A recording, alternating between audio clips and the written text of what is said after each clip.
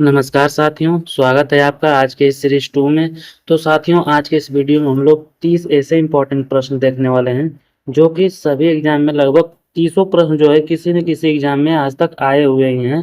तो बहुत ही इंपॉर्टेंट होने वाला है। आप अगर किसी भी कॉम्पिटिटिव एग्जाम की तैयारी कर रहे हैं तो आपके लिए ये वीडियो बहुत इंपॉर्टेंट होने वाला है। तो चलिए बिना टाइम को वेस्ट किए स्टार्ट करते हैं। देख सकते हैं आप पहला प्रश्न दिया कि राष्ट्रकूट राजवंश का संस्थापक कौन था। तो राष्ट्रकूट राजवंश के संस्थापक की अगर बात की जाए तो दंती दुर्ग था, यानी यहाँ पर आपका ऑप्शन नंबर 20 सही होने वाला है। दंती दुर्ग राष्ट्रकूट राजवंश का प्रथम शासक था और इसे प्रथम भी कहा जाता है। राष्ट्रकूट राजवंश का शासक जो चला था शासनकाल, वो 6वीं से 13वीं शताब्दी तक था। 6वीं से 13वीं शताब्दी तक राष्ट्रकूट राजवंश का शासनकाल था। चलिए अब अगला प्रश्न हम लोग देखते हैं। आप लोग देख सकते हैं सब प्रश्न आपको इम्पोर्टेंट मिलने वाले हैं, कहीं न कहीं एग्जाम में आए हुए हैं। जैसे कि ये प्रश्न आरपीएफ एएसआई में आया था 2019 के शिफ्ट थर्ड में आया था। चलिए अब अगला इसका प्रश्न हम लोग देखते हैं। चंद्रगुप्त मौर्य का उत्तराधिकारी कौन था। तो चंद्रगुप्त मौर्य का उत्तराधिकारी की अगर बात की जाए तो वो बिंदुसार था, यानी यहाँ पर आपका ऑप्शन नंबर 20 सही होने वाला है। बिंदुसार जो था वो चंद्रगुप्त मौर्य का उत्तराधिकारी था। चंद्रगुप्त मौर्य ने मौर्य समाज की स्थापना की थी और चंद्रगुप्त मौर्य ने जो किया था वो मौर्य समाज की स्थापना किया था। चंद्रगुप्त मौर्य के पुत्र जो थे वो बिंदुसार थे और बिंदुसार का जो पुत्र था उसका नाम अशोक था। यानी चंद्रगुप्त मौर्य का पुत्र बिंदुसार था और बिंदुसार के पुत्र का नाम अशोक था। चलिए अगला प्रश्न हम लोग देखते हैं। प्रश्न नंबर 3 आप यहाँ देख सकते हैं। सारनाथ में सिंह चतुर्भुज स्तंभ शीर्ष किसके द्वारा बनाया गया था। सारनाथ में सिंह चतुर्भुज स्तंभ शीर्ष जो बनाया गया था वो सम्राट अशोक द्वारा बनाया गया था, यानी यहाँ पर आपका ऑप्शन नंबर सी सही होने वाला है। सम्राट अशोक द्वारा यह बनाया गया था और इस सिंह चतुर्भुज सिंह स्तंभ शीर्ष को ही भारतीय संविधान द्वारा भारत के राष्ट्रीय चिन्ह के रूप में अपनाया गया था। भारत के राष्ट्रीय चिन्ह के रूप में ही अपनाया गया था। और अगर हम लोग इसका निर्माण की बात की जाए, सिंह चतुर्भुज स्तंभ शीर्ष के निर्माण की बात की जाए तो 250 लगभग 250 ईसा पूर्व में हुआ था इसका निर्माण। चलिए अगला प्रश्न हम लोग देखते हैं। प्रश्न नंबर 4 आप देख सकते हैं दिया कि कनिष्क किस वंश के महान राजा थे। तो कनिष्क जो थे वो कुषाण वंश के महान राजा थे। कुषाण वंश का महान राजा जो था वो कनिष्क था। कनिष्क कुषाण वंश का संस्थापक कुजल कंड विशेष था। कुजल कंड विशेष जो था वो कुषाण वंश का संस्थापक था। चलिए अगला प्रश्न हम लोग देखते हैं। देख सकते हैं जितने भी प्रश्न हैं सभी प्रश्न कहीं ना कहीं आपके एग्जाम में आए हुए हैं, तो आपके लिए बहुत इंपॉर्टेंट होने वाला है वीडियो। तो वीडियो को अगर आपको वीडियो समझ में आ रहा है और अच्छा लग रहा है तो वीडियो को लाइक कर दीजिएगा और अगर आप हमारे चैनल पर नए हैं तो चैनल को सब्सक्राइब भी कर दीजिएगा। और जितने भी प्रश्न का आंसर आपको पता है तो आप कमेंट बॉक्स में कमेंट करिएगा, हमें जरूर बताइएगा कि आपने किसने प्रश्न का सही आंसर किया है। चलिए प्रश्न नंबर 5 देखते हैं। हड़प्पा सभ्यता के कस्बों को पैटर्न में रखा गया था।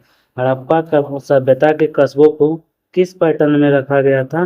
तो वो जो था रेक्टेगुलर ग्रिड में हम लोग रखे थे, पैटर्न में रखा गया था हड़प्पा सभ्यता। चलिए अगला प्रश्न देखते हैं। प्रश्न नंबर 6 आप देख सकते हैं कि महायान शब्द किस धर्म से संबंधित है। तो महायान शब्द की अगर बात किया जाए तो वो बौद्ध धर्म से संबंधित है, यानी यहाँ पर आपका ऑप्शन नंबर 20 सही होने वाला है। बौद्ध धर्म से संबंधित है और बौद्ध धर्म की दो शाखाएं थी। हीनयान संप्रदाय यानी बौद्ध धर्म का प्राचीन रूप था और दूसरा जो था महायान संप्रदाय यानी बौद्ध धर्म का नवीन रूप था। चलिए अब हम लोग अगला प्रश्न देखते हैं। देखिए यूपीएसआई 2019 में ये भी आया हुआ है शिफ्ट 2 में। चलिए अगला प्रश्न देखते हैं। अब प्रश्न नंबर 7 की बात की जाए, लोथल नामक प्राचीन हड़प्पा शहर किस राज्य में स्थित है। तो लोथल नामक प्राचीन हड़प्पा सभ्यता शहर की अगर हम लोग बात करते हैं तो गुजरात राज्य में स्थित है, यानी यहाँ पर आपका ऑप्शन नंबर सी सही होने वाला है। ऑप्शन नंबर सी यहाँ पर सही होने वाला है। चलिए अगला प्रश्न हम लोग देखते हैं। प्रश्न नंबर 8 की अगर बात किया जाए तो दिया हुआ कि बौद्ध धर्म की नींव कितने महान सच्चाइयों एवं कितने अंगीज पद पर आधारित है। बौद्ध धर्म की नींव कितनी महान सच्चाइयों एवं कितने अंगीय पद पर आधारित है। तो यहाँ पर आपका जो ऑप्शन होने वाला है वो ऑप्शन नंबर डी सही होने वाला है। 4 महान सच्चाइयों और 8 अंगीय पद पर बौद्ध धर्म की नींव स्थापित है। चलिए अगला प्रश्न हम लोग देखते हैं। प्रश्न नंबर 9 की बात किया जाए तो गौतम बुद्ध ने अपने उपदेशों में जनसाधारण की किस भाषा का प्रयोग किया था।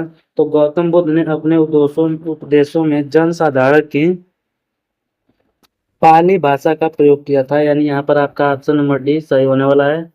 ऑप्शन नंबर डी यहाँ पर आपका सही होने वाला है। चलिए अगला प्रश्न को देखते हैं। प्रश्न नंबर 10 आप देख सकते हैं, दिया हुआ है कि त्रिपिटक पवित्र धर्म ग्रंथ कौन से धर्म से संबंधित है। त्रिपिटक पवित्र ग्रंथ धर्म ग्रंथ कौन से ग्रंथ से संबंधित है।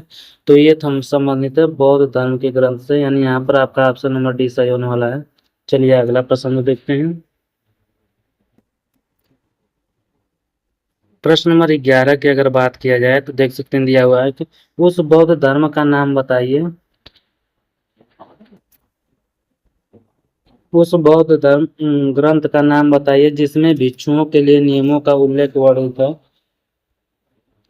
तो विनय पिटक धर्म बौद्ध ग्रंथ है जो विनय पिटक बौद्ध ऐसा ग्रंथ है जिनमें भिक्षुओं के लिए नियमों का उल्लेख वर्णित है, यानी विनय पिटक। आपका ऑप्शन नंबर बी यहाँ पर सही होने वाला है। चलिए अगला प्रश्न देखते हैं। प्रश्न नंबर 12 की अगर बात की जाए तो दिया हुआ है बोधिसत्व की अवधारणा इनमें से किससे संबंधित है। बोधिसत्व की अवधारणा जो संबंधित है वो महायान बौद्ध धर्म से संबंधित है, यानी ऑप्शन नंबर डी आपका यहाँ पर सही होने वाला है। और बोधिसत्व से आशय क्या है, तो मतलब यह है कि 10 पारमिताओं का पूर्ण रूप से पालन करने वाले को ही बोधिसत्व कहा जाता है। चलिए अगला प्रश्न हम लोग देखते हैं। देख सकते हैं आरपीएफ एसआई 13/1/2019 के शिफ्ट थर्ड में भी ये पेपर में आया था, तो बहुत ही इंपॉर्टेंट प्रश्न है ये। चलिए अगला प्रश्न देखते हैं। जितने भी प्रश्न है सभी किसी न किसी एग्जाम में पूछे गए हैं, तो आप लोग इसे पूरा देखा करिएगा। चलिए अगला प्रश्न देखते हैं। निम्नलिखित में से अनुसरण किए जाने वाले धर्म एवं पवित्र पुस्तिका की कौन सी जोड़ी असंगत है। कौन सी जोड़ी असंगत है, तो यहाँ पर जो असंगत है जैन धर्म की, जैन धर्म जो है उपनिषद से असंगत है, यानी ऑप्शन नंबर से यहाँ पर आपका सही होने वाला है। उपनिषद का संबंध हिंदू धर्म से है जो कि जैन धर्म से नहीं है। और इस्लाम धर्म का पवित्र ग्रंथ की अगर हम लोग बात की जाए तो वो कुरान है, जो कि बिल्कुल सही है यहाँ पे। फिर सिख धर्म का पवित्र ग्रंथ की बात किया जाए तो गुरु ग्रंथ साहिबा है, यानी यहाँ पर आपका ऑप्शन नंबर बी भी सही होने वाला है पूरा। और उसके बाद अगर हम लोग ईसाई धर्म का पवित्र ग्रंथ की बात करें तो बाइबिल है, यानी ये भी आपका ऑप्शन सही है। जो आपका ऑप्शन नहीं मिल रहा है वो ऑप्शन नंबर सी नहीं मिल रहा है, यानी इसका आंसर आपका ऑप्शन नंबर सी ही है। चलिए अगला प्रश्न देखते हैं। प्रश्न नंबर 14 की बात की जाए तो दिया हुआ है कि विश्व प्रसिद्ध गोमतेश्वर की प्रतिमा निम्नलिखित में से किस राज्य में स्थित है। तो विश्व प्रसिद्ध गोमतेश्वर की प्रतिमा जो स्थित है वो कर्नाटक राज्य में स्थित है, यानी यहाँ पर आपका ऑप्शन नंबर ये सही होने वाला है। चलिए अगला प्रश्न हम लोग देखते हैं।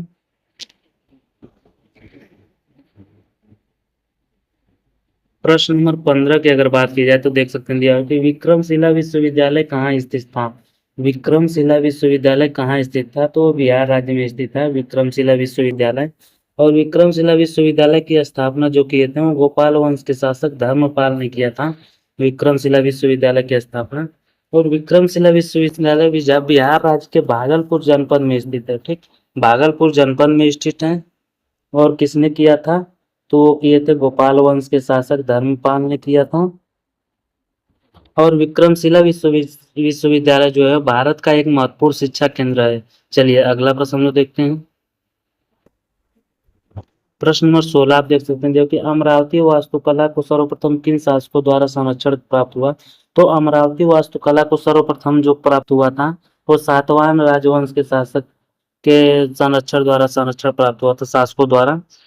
तो चलिए अब हम लोग अगला प्रश्न देखते हैं, यानी यहाँ पर आपका ऑप्शन नंबर 20 सही होने वाला है। चलिए अगला प्रश्न देखते हैं। प्रश्न नंबर 17 की बात की जाए तो दिया हुआ कि गौतम बुद्ध का पुत्र निम्नलिखित में से कौन था। तो गौतम बुद्ध का पुत्र निम्नलिखित में से कौन था, तो यहाँ पर आपका ऑप्शन नंबर सी सही होने वाला है, राहुल, यानी option number see the right answer of this question. देख सकते हैं आरपीएफ कांस्टेबल 19 से 2019 के शिफ्ट 2 में ये पेपर आया हुआ है, तो बहुत इंपॉर्टेंट प्रश्न है। चलिए अगला प्रश्न देखते हैं। प्रश्न नंबर 18 की बात की जाए तो गौतम बुद्ध का पुत्र निम्नलिखित में से कौन था। तो गौतम बुद्ध का पुत्र जो था वो राहुल था, यानी ऑप्शन नंबर सी आपका यहाँ पर सही होने वाला है, बिल्कुल सही होने वाला है। चलिए अगला प्रश्न देखते हैं। अगर हम लोग प्रश्न 19 की बात करें तो निम्नलिखित यज्ञ में से कौन से घोड़े के बलिदान से संबंधित है। निम्नलिखित यज्ञ जो दिया गया है वो कौन सा घोड़े के बलिदान से यज्ञ संबंधित है? तो अश्वमेध। अश्वमेध यज्ञ जो है वो घोड़े के बलिदान से संबंधित है। अश्वमेध यज्ञ का प्राचीन काल के वैदिक यज्ञों के प्रमुख स्थान है। अश्वमेध शब्द में अश्व शब्द का अर्थ होता है घोड़ा तथा मेघ शब्द का अर्थ होता है बलि, यानी अश्वमेध में घोड़े की बलि से संबंधित है ये, यानी ऑप्शन नंबर सी आपका यहाँ पर सही होने वाला है। चलिए अगला प्रश्न देखते हैं। प्रश्न नंबर 20 की बात किया जाए तो दिया है कि दिगंबर एवं श्वेतांबर पद का संबंध किस धर्म से है? दिगंबर और श्वेतांबर पद का संबंध किस धर्म से है? तो जैन धर्म से इन दोनों का संबंध है, यानी ऑप्शन नंबर बी आपका यहाँ पर सही होने वाला है। जैन धर्म को श्वेतांबर और दिगंबर दो संविधानों में बांटा गया है। चलिए अगला प्रश्न देखते हैं। और अगर हम लोग जैन दिगंबर और श्वेतांबर की बात करें तो यहाँ पर क्या होता है कि साधु श्वेत वस्त्र और दिगंबर समुदाय के साधु नग्न अवस्था में रहते हैं। श्वेतांबर समूह के साधु श्वेत वस्त्र पहनकर रहते हैं और दिगंबर समूह के साधु नग्न अवस्था में रहते हैं। चलिए अब आगे देखते हैं। प्रश्न नंबर 21 आप देख सकते हैं दिया हुआ है, सीधा सीधा प्रश्न दिया हुआ है जो कि आरपीएफ कांस्टेबल 19/1/2019 के शिफ्ट 2 में आया था। निम्नलिखित में से कौन सा दर्शन तार्किक सोच से संबंध तकनीक में विश्वास करता है?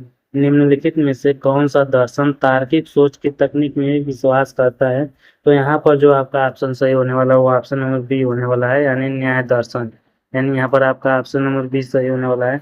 न्याय दर्शन तार्किक सोच की तकनीक में विश्वास करता है। न्याय दर्शन 6 वैदिक दर्शनों में से एक है। 6 वैदिक दर्शनों में से एक है।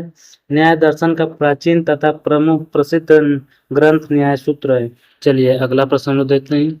अगर हम लोग इसमें 6 वैदिक दर्शन की बात करें, पहला जो है सांख्य दर्शन है, दूसरा जो है योग दर्शन है, तीसरा न्याय दर्शन है, चौथा वैशेषिक दर्शन है, पांचवा मीमांसा दर्शन है और छठा जो है आपका वेदांत दर्शन है।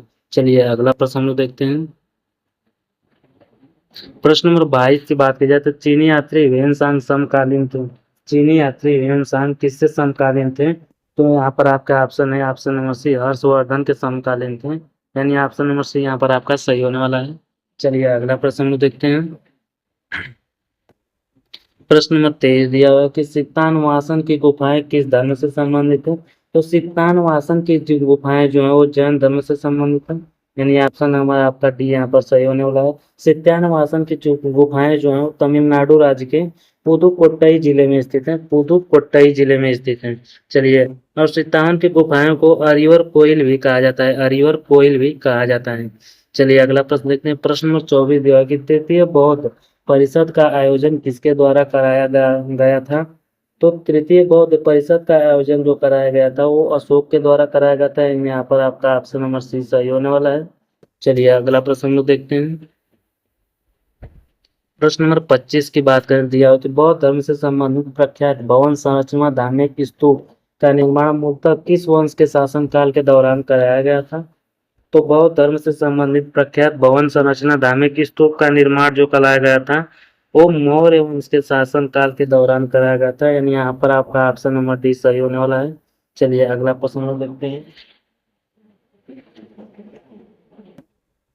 प्रश्न नंबर 26 की अगर बात की जाए तो आप देख सकते हैं कि ऐतिहासिक ग्रांड ट्रक रोड का निर्माण कई शासकों द्वारा कराया गया था। मौर्य वंश के शासनकाल के दौरान इसे क्या कहा जाता है?